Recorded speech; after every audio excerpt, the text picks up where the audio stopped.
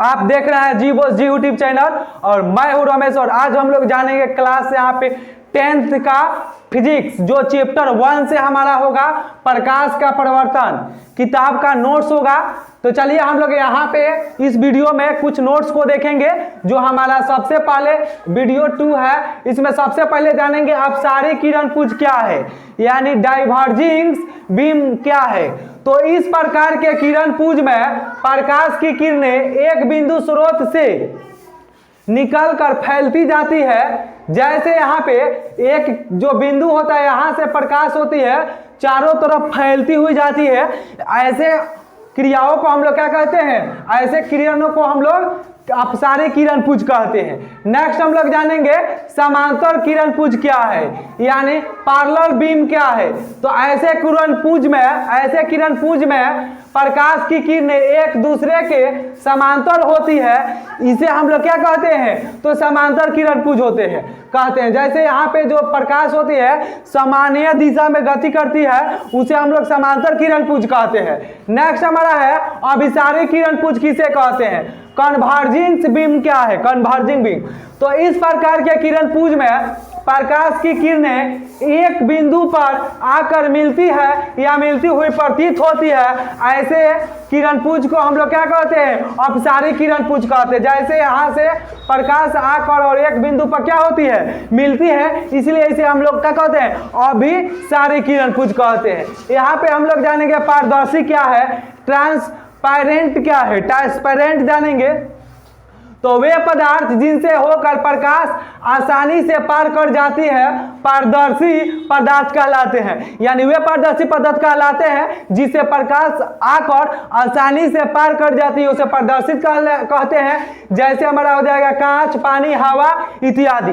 Next हम लोग जानेंगे प्रभासी, यानी ट्रांसलूसेंट क्या है, ट्रांसलूसेंट के बारे में जानेंगे। वे पदार्थ जो उन पर पड़ने वाले प्रकाश के एक छोटे से भाग को ही अपने में से जाने देते हैं प्रभासी पदार्थ कहलाते हैं। यानी प्रभासी पदार्थ किसे कहते हैं, तो वे पदार्थ जो अपने में से प्रकाश को कुछ ही भाग को जाने देते हैं, उन्हें हम लोग प्रभासी पदार्थ कहते हैं। जैसे में घिसा हुआ कांच, दूध, कुहासा, इससे क्या होता है, प्रकाश जो होते हैं हल्का जाते हैं, पूरे प्रकाश पार नहीं करते हैं।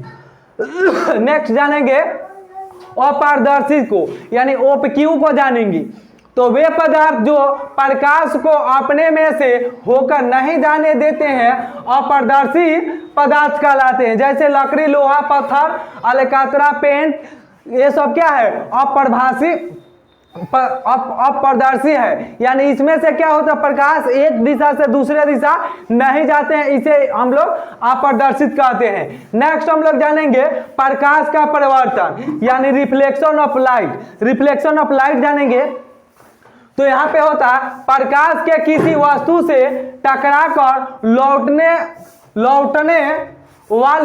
वाले को प्रकाश का परिवर्तन कहते हैं। यानी प्रकाश का परिवर्तन उसे कहते हैं जब किसी वस्तु पर प्रकाश पड़ती है और टकरा कर रिटर्न आती है, उसे हम लोग प्रकाश का परिवर्तन कहते हैं। जैसे में मान लीजिए यहाँ पे एक हम लोग ग्लास रख दिए हैं, समतल रख दिया है, और चिकना समतल कांच है, इस पे हम लोग जब प्रकाश मारते हैं, चांदी की पतली परत, लाल पेंट की परत है, इस पे जब हम लोग प्रकाश मारते हैं तो रिटर्न होती है, तो उसे हम लोग क्या कहते हैं, प्रकाश के परिवर्तन कहते हैं। नेक्स्ट हम लोग जानेंगे किरण आरेख क्या है। रे डायग्राम जानेंगे। प्रकाश की किरणों का पथ दर्शाने वाले चित्र को किरण आरेख कहा जाता है। यानी प्रकाश की किरणों का पथ दर्शाने वाले चित्र को किरण आरेख कहते हैं। जैसे परावर्तन सतह, यहाँ पे परावर्तन सतह है और जो हम लोग आरेख खींचे हैं इधर वाले, वो क्या कहलाती है, तो आरेख किरण कहलाती है। नेक्स्ट हम लोग जानेंगे परिवर्तन के नियम को, लॉ ऑफ रिफ्लेक्शन को जानेंगे। तो यहाँ पे है कि प्रकाश की किरण किसी सतह पर पड़कर जिन नियमों का पालन करते हुए उस सतह से परिवर्तित होती है, उन नियमों का प्रकाश का परिवर्तन नियम कहते हैं। तो चलिए हम लोग नेक्स्ट वीडियो में देखेंगे नेक्स्ट क्वेश्चन आंसर। तब तक के लिए धन्यवाद, थैंक्स, जय हिंद।